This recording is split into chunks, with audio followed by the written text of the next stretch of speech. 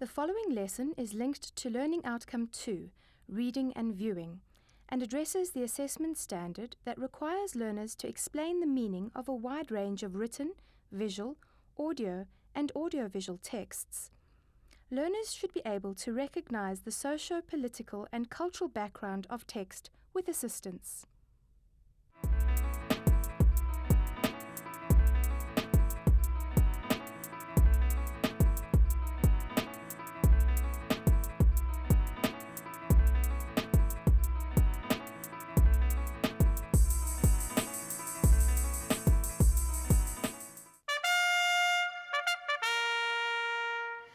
Hi there, everyone. Many literature lovers will say that the greatest playwright ever is William Shakespeare, and in the previous lessons we explored the reasons why. But we cannot really appreciate his greatness if we don't understand his plays. So in this lesson, I want us to look at the type of plays that Shakespeare wrote, because if you know what genre a play belongs to, it will help you understand the theme and plot of the play much better. Also, if you are familiar with the conventions of different types of plays, such as the types of characters that usually appear and the basic structure of the plot, then you will know what to look out for in whatever type of Shakespearean play you are studying at school.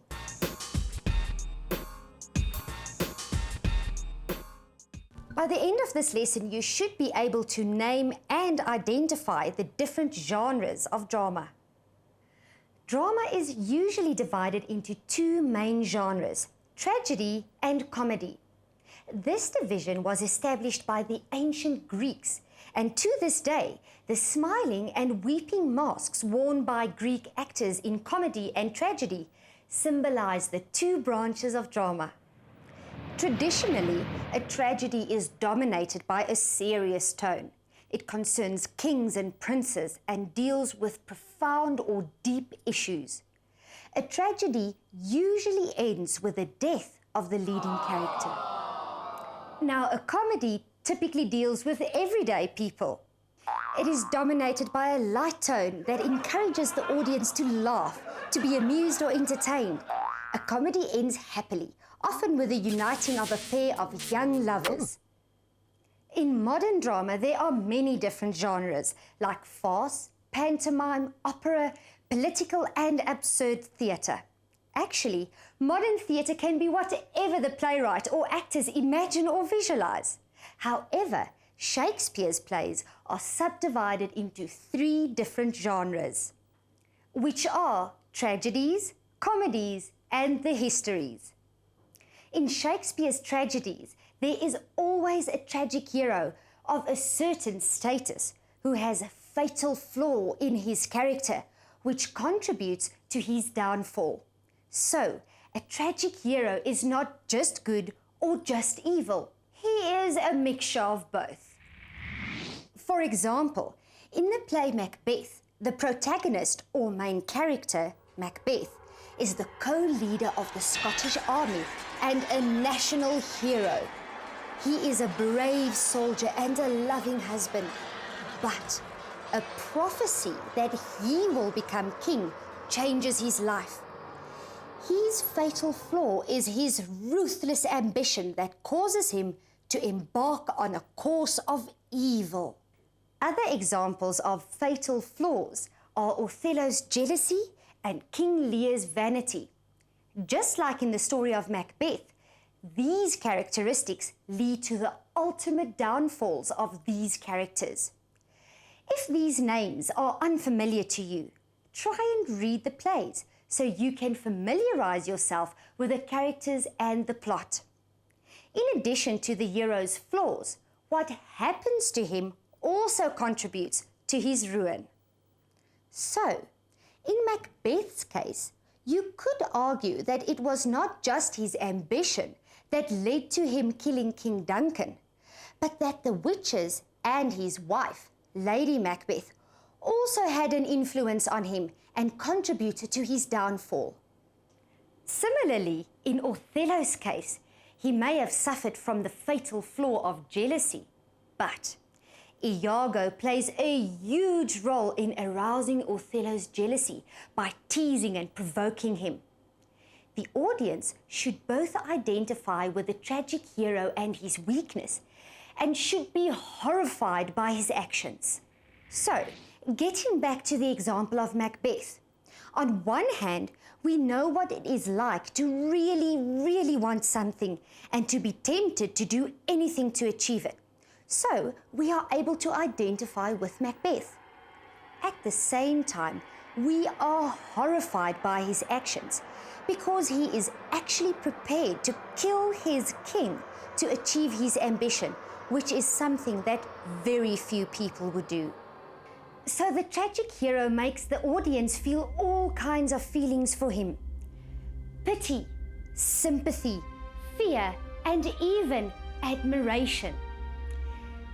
We feel pity for him because since we know that he is not an evil man, we feel that his bad luck is more than he deserves. On the other hand, we feel fear because we also have character flaws, and we see that there is a possibility that we can make the same sort of mistakes. Finally, the tragic hero must acknowledge his weakness and guilt, and in that way, he gains some degree of redemption. In other words, we will partially forgive a character who admits that he or she has fallen victim to a weakness. The central character tends to learn by experience. King Lear starts out as vain, arrogant, and selfish, but by the end of the play, he has learned to think of others.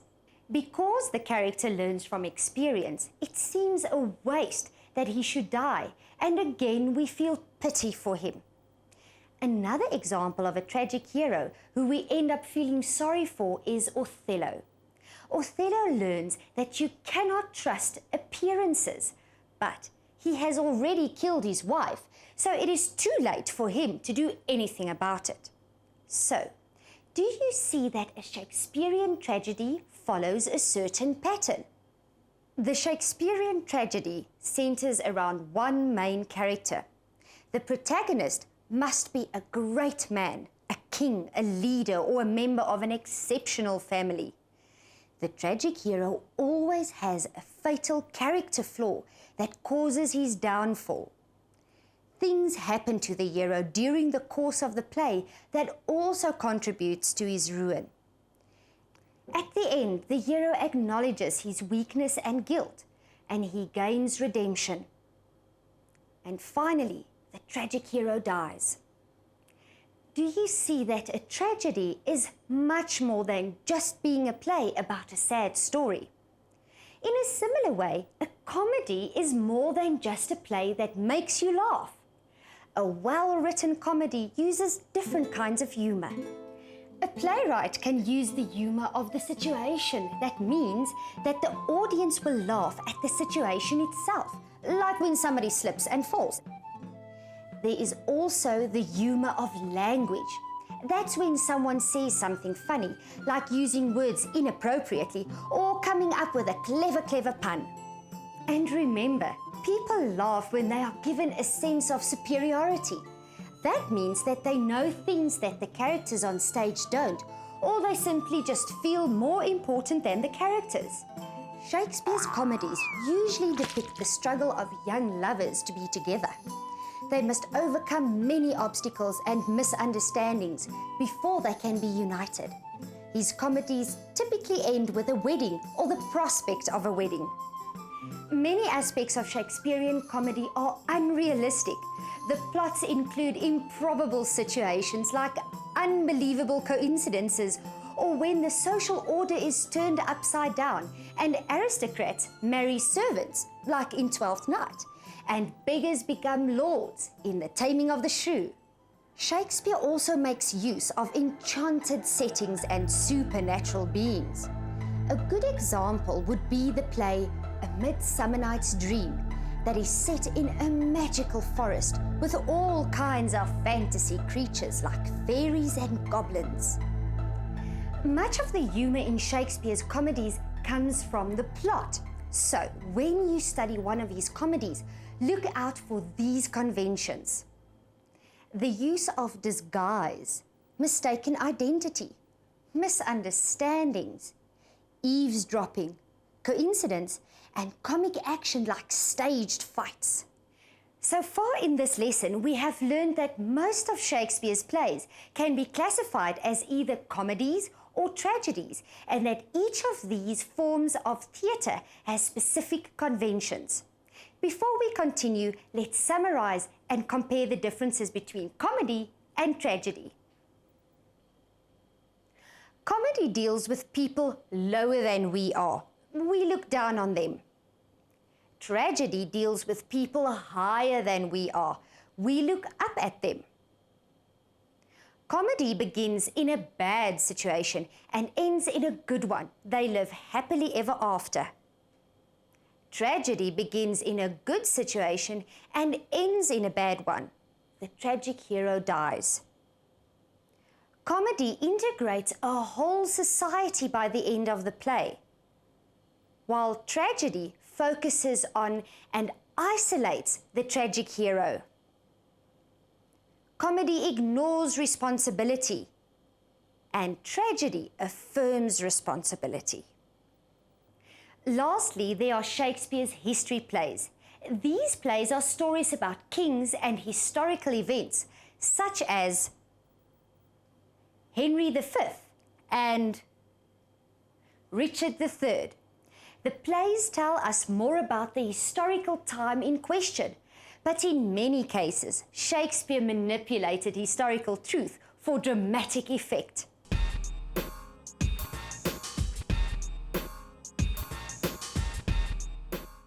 Here is a task for you to try at home.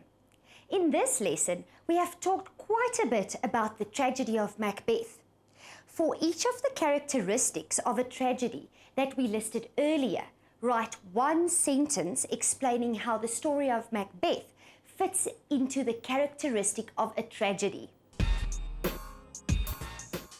Thank you for joining me today. See you soon.